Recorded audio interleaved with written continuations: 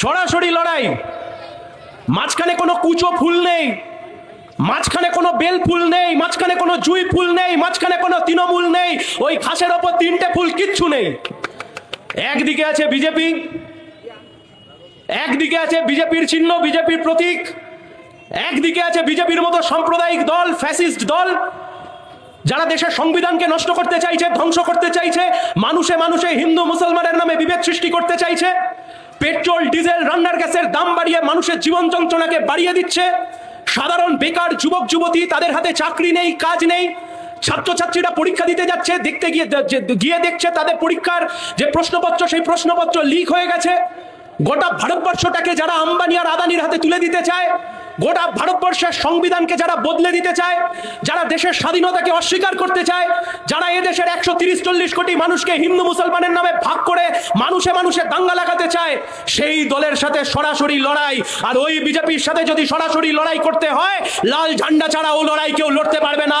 লাল ঝান্ডা, লাল ঝান্ডা, লাল ঝান্ডা।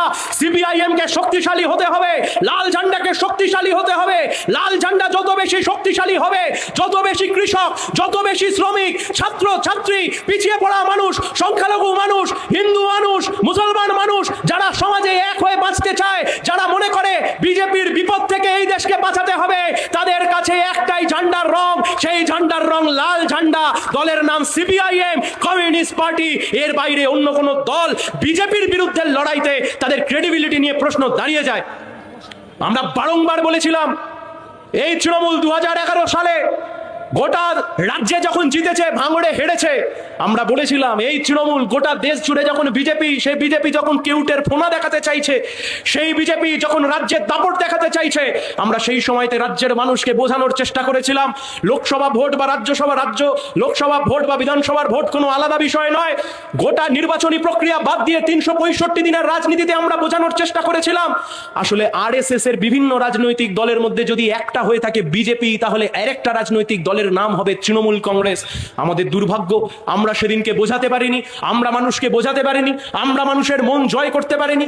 গোটা পশ্চিমবঙ্গ জুড়ে, এমনকি এই ভাঙড়ের বুকেও লোকসভা নির্বাচন হতে পারে, গোটা পশ্চিমবঙ্গের বুকেও বিভিন্ন ক্ষেত্রে আমরা দেখেছি যে মানুষ হয়তো মনে করেছিলেন যে এই বিজেপিকে যদি তাড়াতে হয়, এই বিজেপির বিরুদ্ধে যদি লড়াই করতে হয়, তাহলে ও মমতা ব্যানার্জি একমাত্র পারবে, ওই দলই একমাত্র পারবে বিজেপির বিরুদ্ধে লড়াই করে দেশটাকে, রাজ্যটাকে বিজেপি বিরোধী জায়গায় তৈরি রাখতে, বিজেপির হাত থেকে এই রাজ্যকে বাঁচাতে। আর সেই দিনকে দাঁড়িয়ে এই যে পলাশ দা বলবার সময় বলছিলেন, কমরেড সূর্যকান্ত মিশ্র বলেছিলেন যে তৃণমূল যেদিন হেরে যাবে সেদিন তৃণমূলের দল থাকবে কিনা সবচাইতে বড় প্রশ্ন থেকে যায়। কিন্তু সিপিআইএম 1, 2, 3 শূন্য আসন যাই পাক, সিপিআইএমটা মাথা তুলে দাঁড়িয়ে থাকবে। কেন বিজেপির বিরুদ্ধে লড়াই করছি? বিজেপিকে দেখতে খারাপ বলে লড়াই করছি? কেন বিজেপির বিরুদ্ধে লড়াই করছি? বিজেপির প্রতীক ভালো লাগে না বলে তার বিরুদ্ধে লড়াই করছি? না, বিজেপির বিরুদ্ধে লড়াই করছি তার কারণ বিজেপি একটা ফ্যাসিস্ট দল। বিজেপির বিরুদ্ধে লড়াই করছি তার কারণ স্বাধীনতার এতগুলো বছর পেরিয়ে যাওয়ার পরেও এরা দেশের সংবিধানকে ধ্বংস করতে চায়। স্বাধীনতার এতগুলো বছর পেরিয়ে যাওয়ার পরেও প্রতিদিন নিয়ম করে গোটা দেশের মানুষকে হিন্দু মুসলমানের নামে দাঙ্গা লাগাতে চায়। তাই আমরা জানতাম তৃণমূল দিয়ে বিজেপিকে বিরোধিতা করা ও কখনো সম্ভব নয়।